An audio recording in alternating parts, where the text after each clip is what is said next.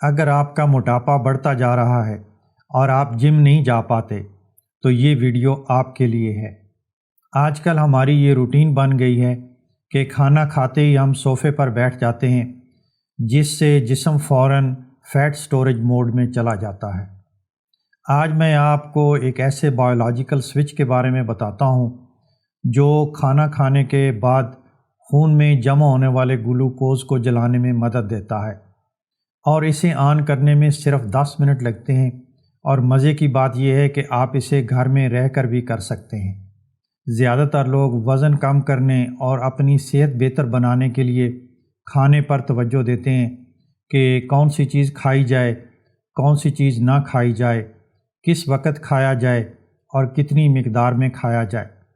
لیکن کیا آپ کو معلوم ہے کہ ہر بریک فاسٹ، لنچ اور ڈنر کے بعد آپ کو ایک گولڈن چانس ملتا ہے؟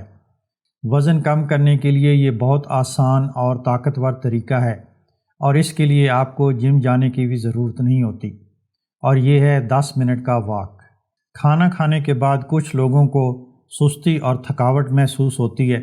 یہ دراصل فوڈ کوما ہے۔ کھانے میں موجود کاربوہائیڈریٹس ہمارے جسم میں جا کر گلوکوز میں تبدیل ہو جاتے ہیں اور ہمارا شوگر لیول بڑھا دیتے ہیں۔ اس کو کنٹرول کرنے کے لیے ہمارا پینکریاز انسولین ریلیز کرتا ہے۔ انسولین تمام فالتو شوگر کو چربی میں تبدیل کر کے ہمارے جسم میں خاص طور پر پیٹ کے ارد گرد سٹور کر دیتا ہے، جس سے موٹاپا بڑھتا جاتا ہے۔ دن میں بار بار شوگر لیول کا سپائک کرنا اور اس کے ساتھ انسولین کا بڑھنا صرف موٹاپے کا ہی باعث نہیں بنتا، بلکہ اس سے صحت کے اور بھی بے شمار مسائل پیدا ہوتے ہیں۔ کھانے کے فوراً بعد جب آپ ڈیسک یا صوفے پر بیٹھ جاتے ہیں تو آپ کے مسلز آف لائن ہوتے ہیں۔ بڑھتے ہوئے شوگر لیول اور ان ایکٹیو مسلز کی وجہ سے آپ کا انسولین لیول ہائی رہتا ہے، جس سے جسم میں فیٹ سٹور ہوتی رہتی ہے۔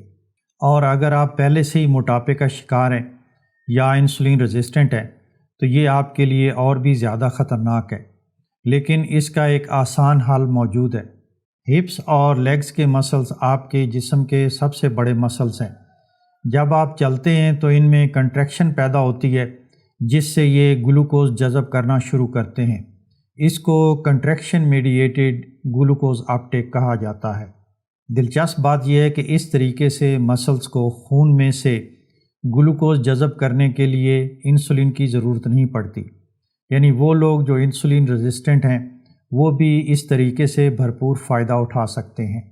وہی گلوکوز جو شوگر لیول کو بڑھاتا ہے اور آپ کو موٹاپا، انفلیمیشن اور صحت کے اور بہت سے مسائل دے سکتا ہے، اب چلنے سے آپ کے مسلز اس کو توانائی کے لیے استعمال کر رہے ہیں۔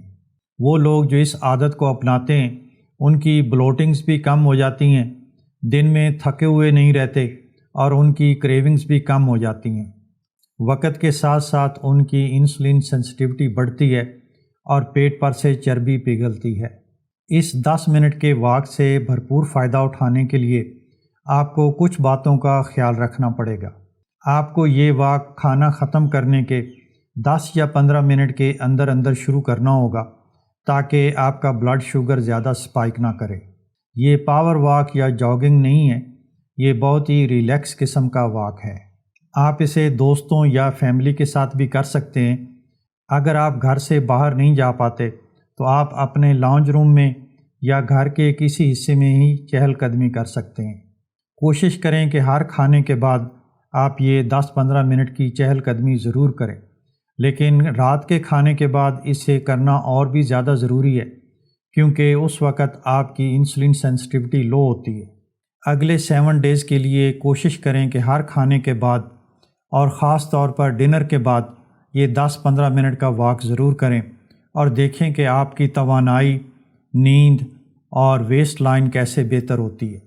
برائے کرم اس ویڈیو کو لائک اور شیئر کریں، اور کمنٹس میں مجھے یہ ضرور بتائیں کہ اس طریقے پر عمل کرنے سے آپ نے کیا مثبت تبدیلیاں محسوس کیں۔